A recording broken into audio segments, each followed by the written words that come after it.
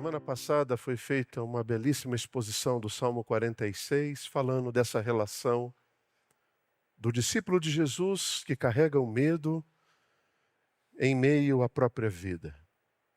Hoje nós falaremos de um assunto muito desafiador.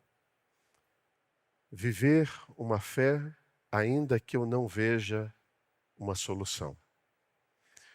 Existe uma pergunta que quase todo cristão pensa, mas nem todo cristão tem coragem de fazer. Dificilmente a gente tem a liberdade com Deus e a coragem de perguntar para Ele, quando a vida está um turbilhão, e dizer para Ele: onde é que você está? Cadê você? Existem salmos com essa pergunta, e Abacuque basicamente começa o livro dele com essa pergunta.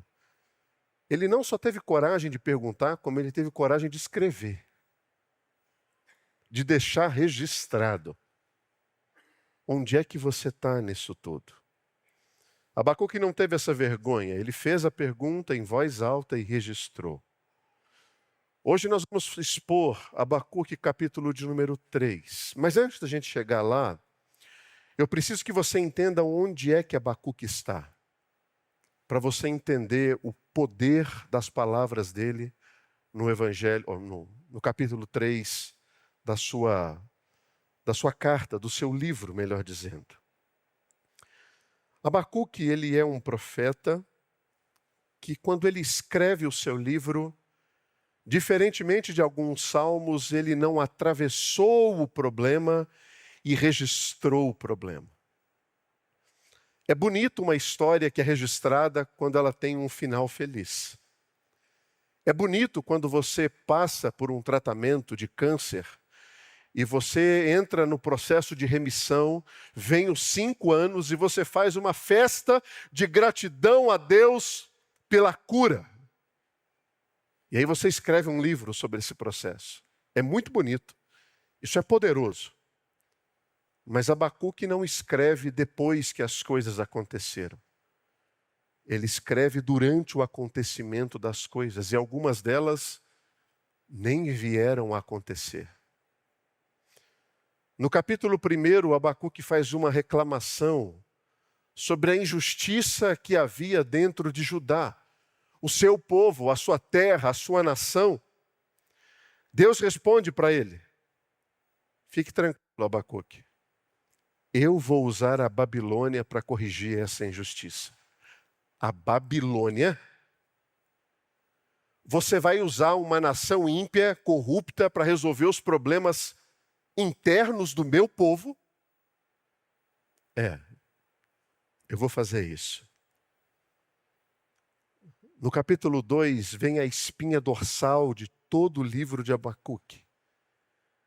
Mesmo com todo esse questionamento, mesmo com toda essa incerteza, Deus dá uma resposta. E a resposta de Deus é essa palavra muito poderosa que diz: o justo viverá pela fé. Em outras palavras, Deus está dizendo para Abacuque: você crê ou você não crê? Porque o justo vive pela fé. Palavras essas que foram repetidas no Novo Testamento, formando toda uma teia de condução histórica e teológica que permeia toda a Escritura Sagrada. O capítulo 3, ele tem 3 divisões. No início, um pedido que ele faz ao Senhor. E esse pedido, ele é uma oração musical. Abacuque pede que Deus repita as suas obras. Aviva a tua obra, ó Senhor, no decorrer dos anos. Ele está invocando aquele Deus do Antigo Testamento, Criador, que abriu o Mar Vermelho, que fez muitas coisas. Ele diz: aviva a tua obra. Vem, Senhor. Dos versículos 3 até o versículo 15, acontece uma teofania, uma manifestação de Deus no meio do seu povo. Deus age na história. Abacuque entra numa visão poderosa do caráter histórico de Deus. do que havia acontecido no Êxodo, a travessia do deserto, a conquista de Canaã, Deus aparecendo como um guerreiro cósmico, o sol e a lua param, as nações tremem, os montes se desfazem. Uma descrição da literatura profética, revelando o poder desse Deus. O propósito desse bloco, ele é decisivo. Abacuque está fundamentando a sua relação com Deus na aliança. O que aconteceu aqui? A oração de alguns pais aqui, que batizaram seus filhos, vai ser essa: Senhor, meu filho é seu, minha filha é sua. Eles foram colocados diante do Senhor pela aliança do batismo. Senhor, eu não permito, Senhor, que essa situação aconteça na vida deles. Eu faço parte da aliança. Abacuque está resgatando a aliança no diálogo dele com Deus. A memória pactual dele precede o ato dele de fé. Aliança e fé. E aí vem os versículos finais, 16 até o 19. E no verso 16, ele usa uma honestidade brutal no texto, quando ele diz assim: ouve-o, e o meu íntimo se comoveu. A sua voz tremeram os meus lábios. Entrou a podridão nos meus ossos, os meus joelhos me vacilaram. Diante de toda a revelação de Deus, ele fala do impacto que aquilo teve na mente, no coração e no corpo dele. E é exatamente aqui, a partir do versículo 17, que vem a expressão do livro ainda que. Ainda que. Nós vamos começar do final desse livro, porque é o final desse livro que fala como discípulos que amam a Cristo podem viver, adorar, se alegrar,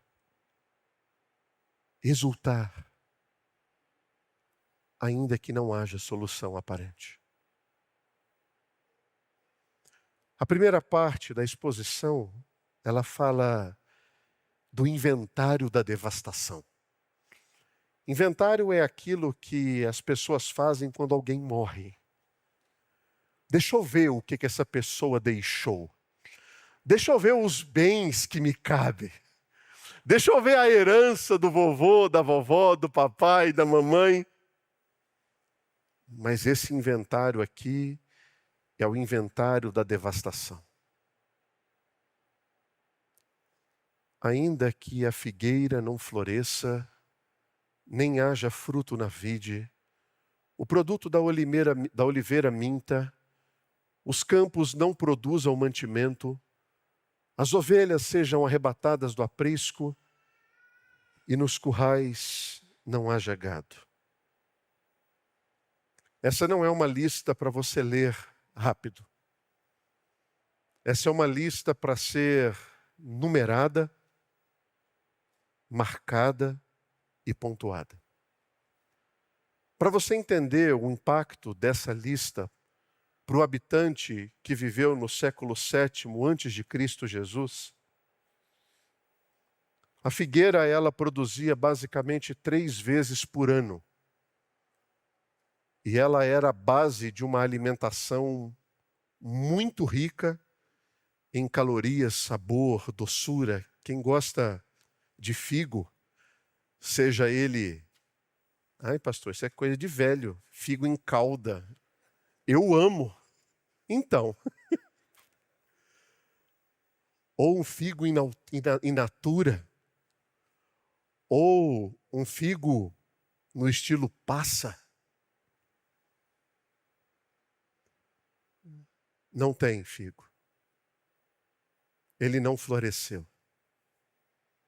A vinha, que era a produtora de uva, que se produzia o vinho da celebração, da festa, da alegria, da comunhão, não tem. A oliveira, para produzir o azeite, para a comida, para o pão, não produz mais. Os campos, o trigo e a cevada não existem mais. As ovelhas que produziam a lã, o leite, não tem mais. O gado que faz o churrasco, a costela, a picanha, não tem mais. Acabou.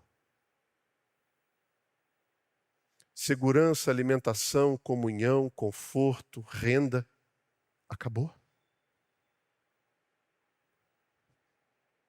É o equivalente hoje, no nosso tempo, a você perder o emprego, a saúde, a poupança, a família e a perspectiva do futuro ao mesmo tempo. Acabou para você. Não tem mais nada. Aqui está o ponto da exposição que você precisa entender. Olha para mim. Deus não prometeu poupar o seu povo disso. Não prometeu. Isso pode acontecer. Isso acontece.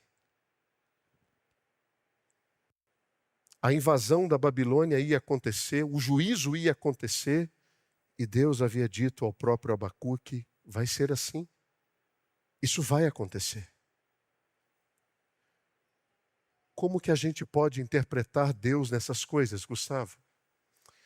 Existe uma teologia chamada teologia da providência, do cuidado, da permanência, da presença de Deus. Teologia da providência não é escudo de cristão. Teologia da providência é solo seguro, que você pode colocar os seus pés e afirmar em alto e bom som: Deus governa soberanamente sobre todas as coisas. Na perda e apesar da perda, Ele governa. Ele governa. Nós não somos uma igreja que anuncia que Deus e Jesus representam uma apólice de seguro para a sua vida no presente. Não somos. Não cremos nisso. Não cremos nisso. Uma das maiores crises de fé que as pessoas enfrentam não é o sofrimento. É o sofrimento que acontece depois de alguém ter ensinado que ele não poderia acontecer. Isso machuca. Está dando uma falhada no microfone, não está? Deixa eu pegar o bastão. Eu nunca vou me esquecer de uma história que eu vivi em Chapecó. Chegou na igreja um casal muito novo, a menina tinha 15 anos, estava grávida, casada com um rapaz que tinha 18 anos. Eles moravam em condições precárias, muito precárias. A menina teve um filho. A criança começou a crescer, se desenvolver, mas com aproximadamente 3, 4 meses de vida, ela pegou uma enfermidade. Ninguém sabia o que era. A menina foi internada no hospital. E todos os dias eu ia ao hospital visitar e orar com essa família. E teve um dia que eu fui àquele hospital, eu bati na porta. Quando eu entrei, ela estava muito feliz. E a criança muito mal. E ela disse assim: pastor, meu filho vai ser curado. O profeta disse. Eu falei: que profeta? Veio um pastor aqui no hospital, entrou no meu quarto e profetizou que ele vai ser curado. 2 dias depois, a criança morreu.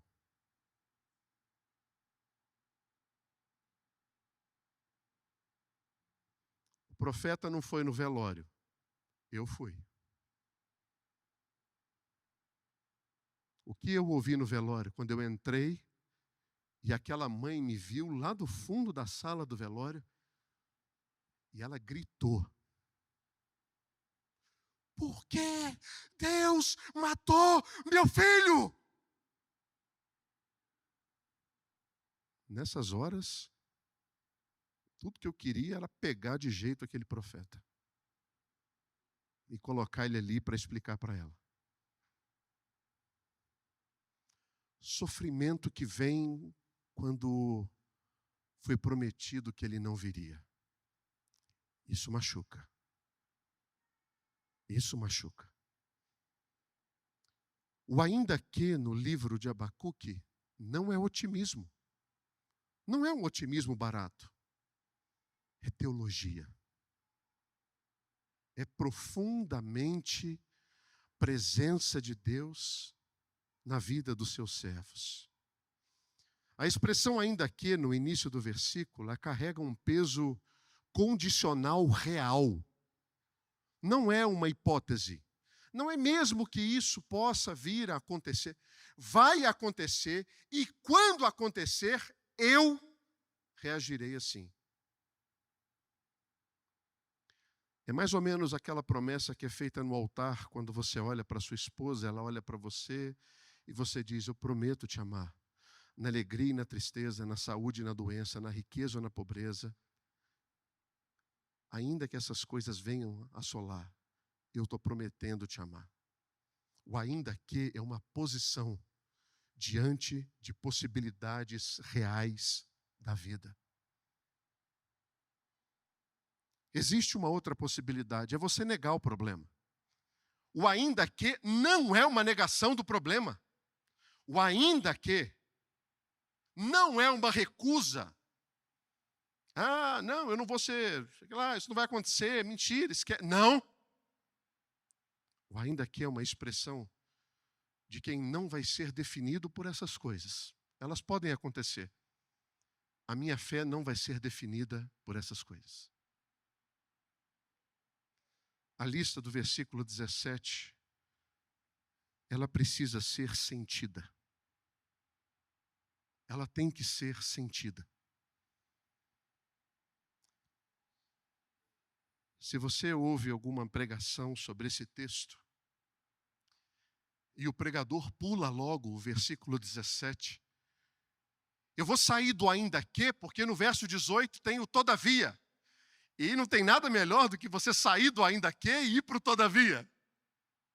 Só entra no todavia quem experimentou o ainda que. Quem viveu. Quem está olhando para a circunstância não está vendo solução, mas consegue enxergar o que está acima disso. Quem comanda isso. Quem controla isso. Quem governa isso.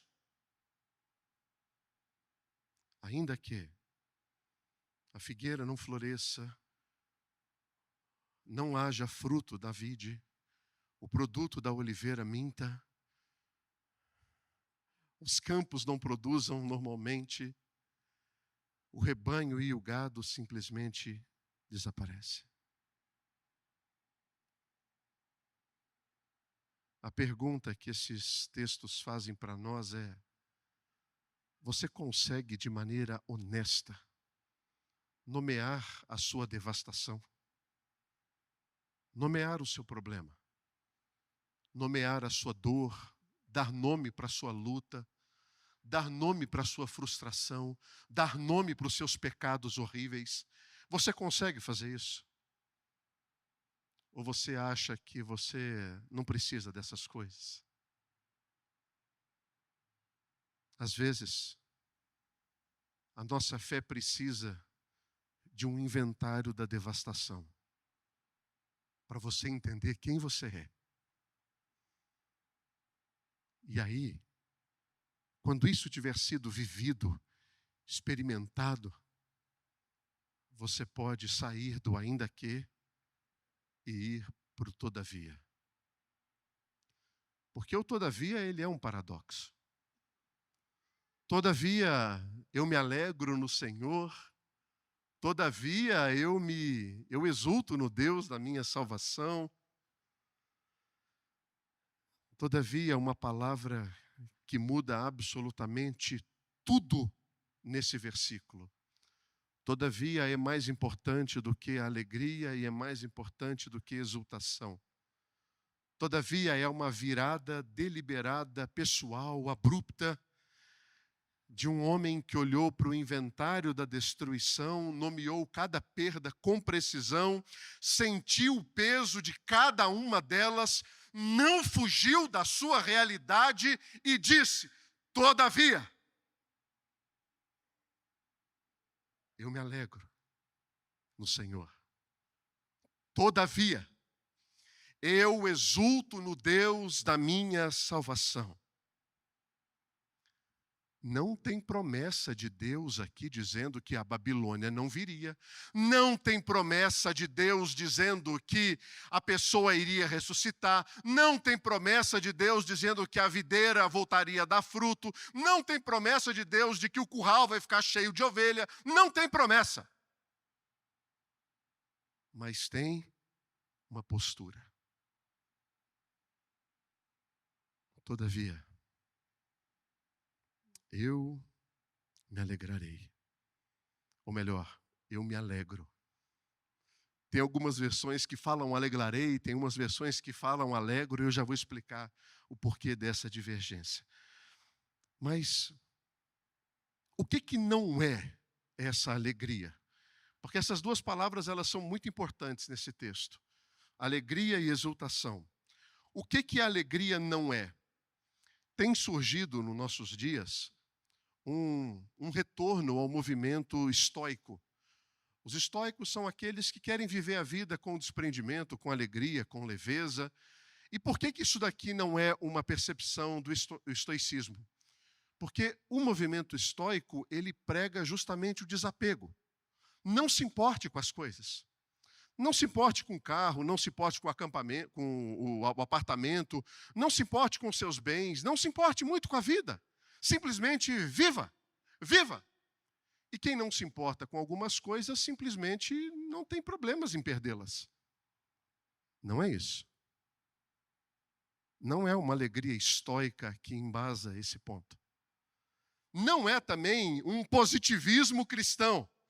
A pessoa que leu todavia, como não, isso vai melhorar, fique tranquilo, vai dar tudo certo, vai passar, fique tranquilo. Não. Não é só uma questão de tempo. É algo mais profundo. Em nenhum momento Abacuque recebe a promessa de que isso não ia acontecer. Ele não recebe.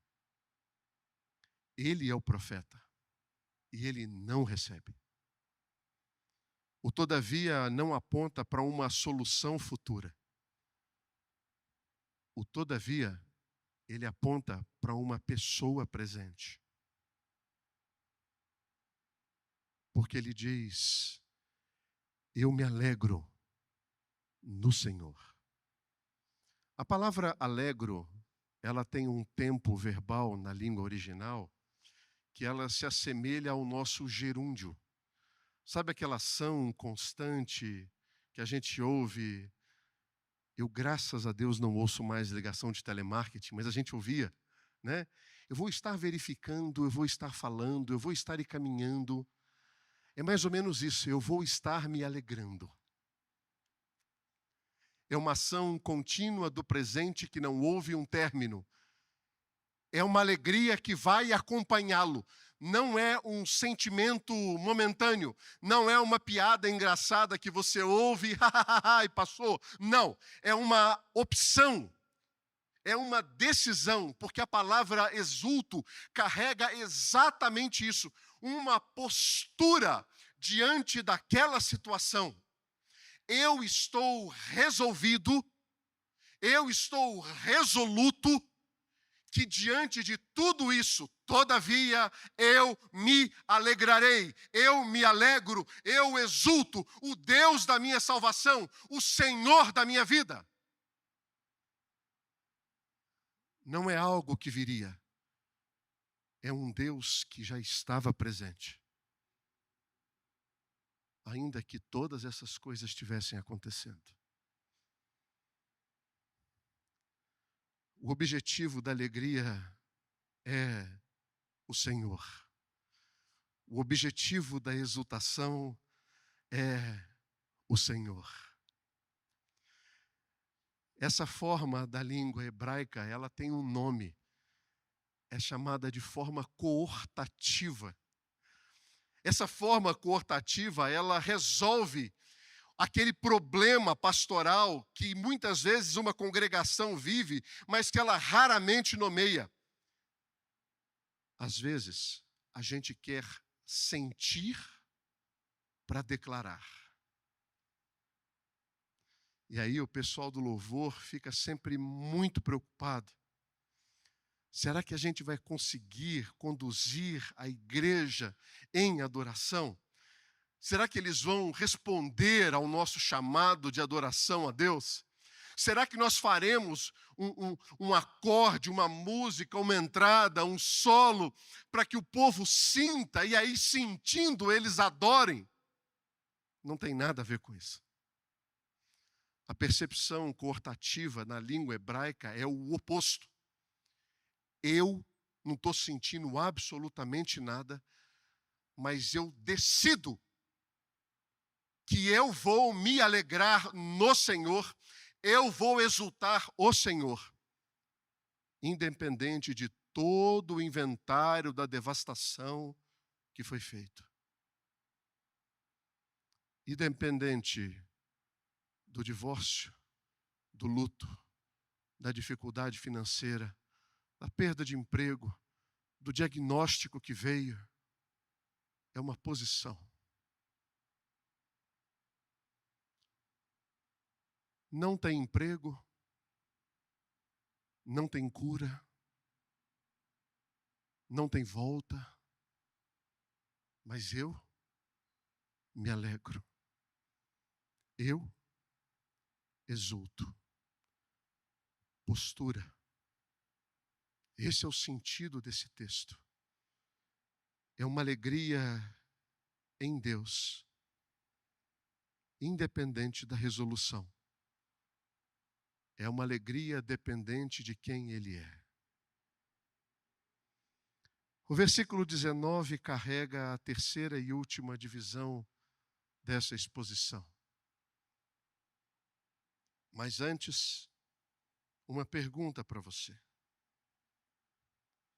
A sua alegria em Deus depende do que Ele faz ou depende de quem Ele é?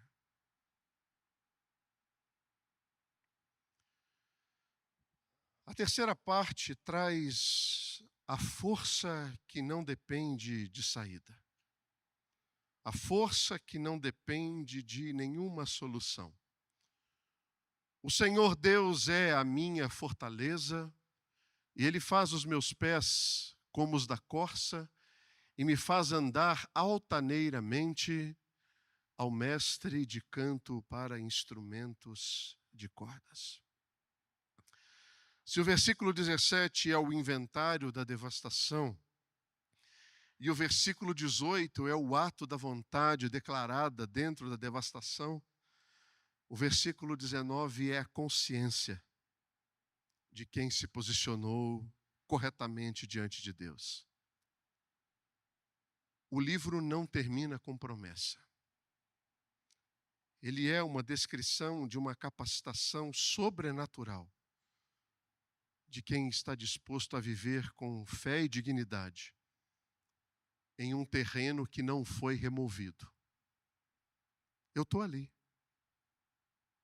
no meio da dor. Abacuque diz que Ele é a minha fortaleza. O Senhor é a minha fortaleza. O versículo não diz Ele será. O versículo não diz Ele foi. Ele é. Ele é. Isso é decisivo porque responde à pergunta do verso 17. Ainda que as coisas não aconteçam. Essa é uma força que é dada antes da resolução, não depois da resolução. Antes.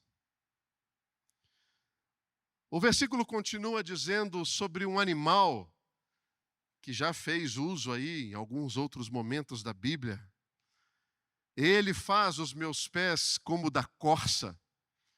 E às vezes um erro nosso ao ler esse versículo é nós acharmos que a corça ele é aquele animal que é um animal veloz, que sempre escapa do perigo. E aí a corça mergulha nas águas. Senhor, como a corça anseia pelas águas, assim minha alma anseia pelo Senhor, de quem vai fugir do problema.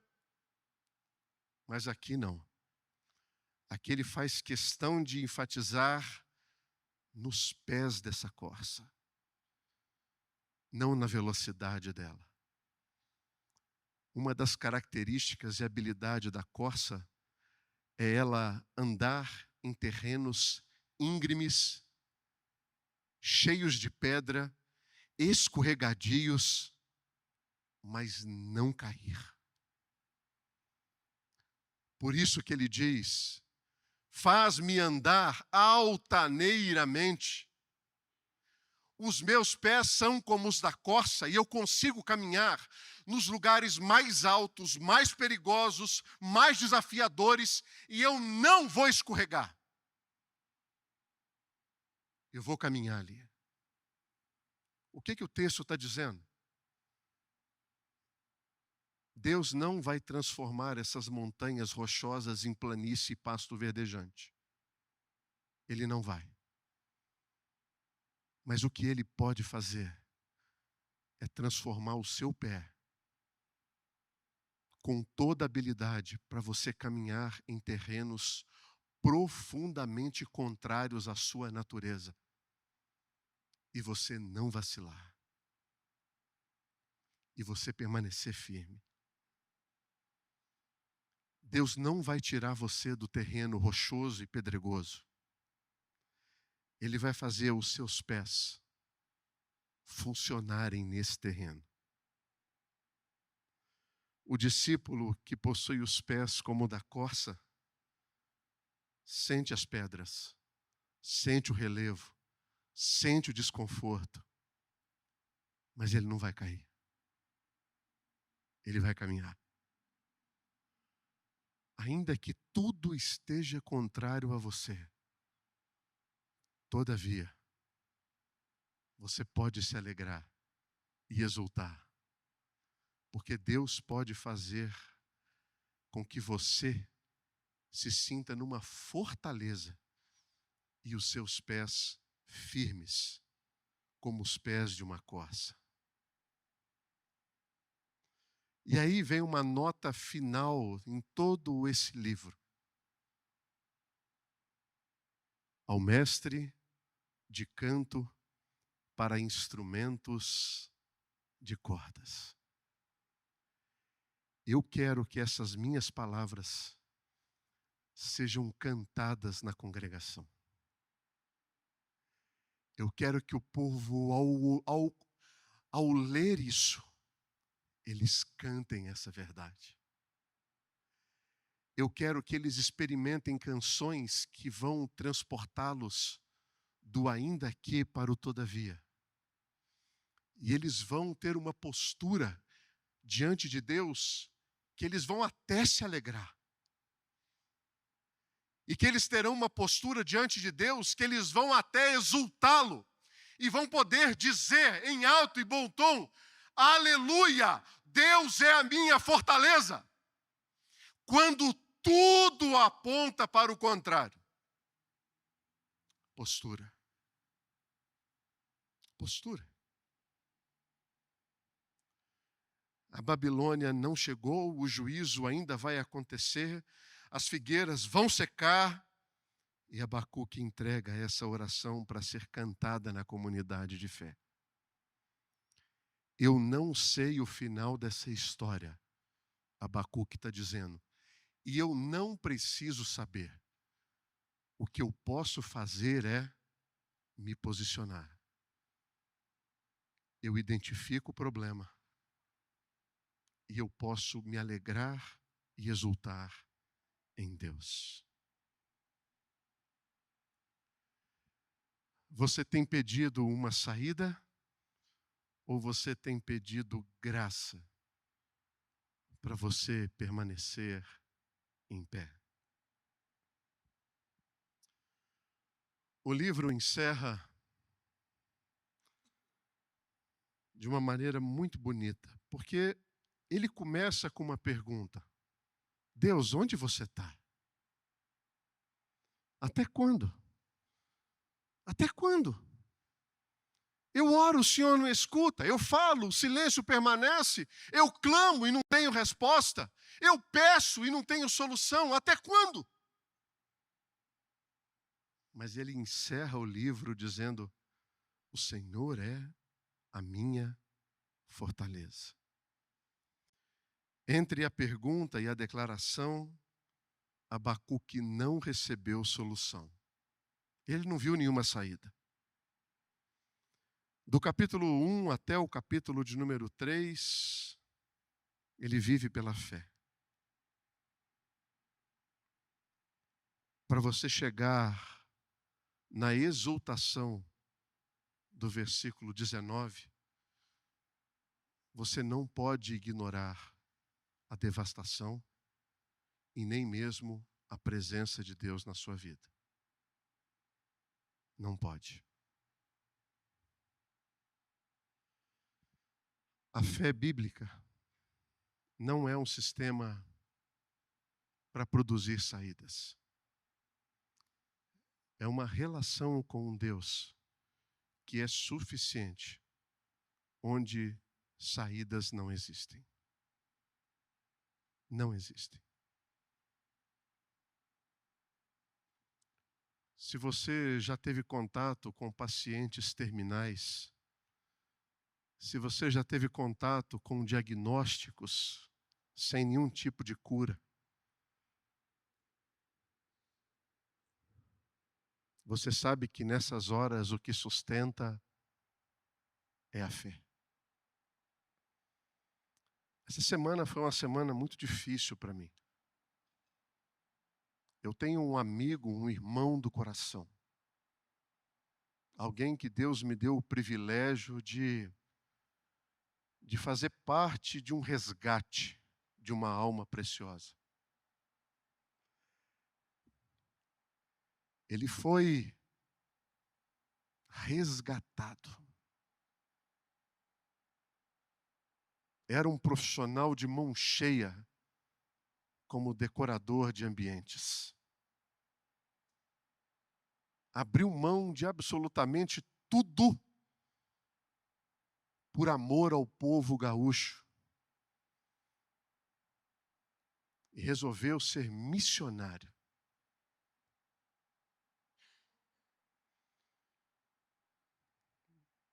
Ele está passando por um câncer que está tomando o seu pulmão, outras partes do seu corpo, que a quimioterapia não tem solução, a cirurgia é inviável de ser feita.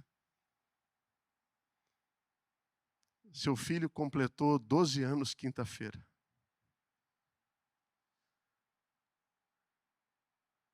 Ele disse assim para mim: amigo, se eu faltar, você cuida deles?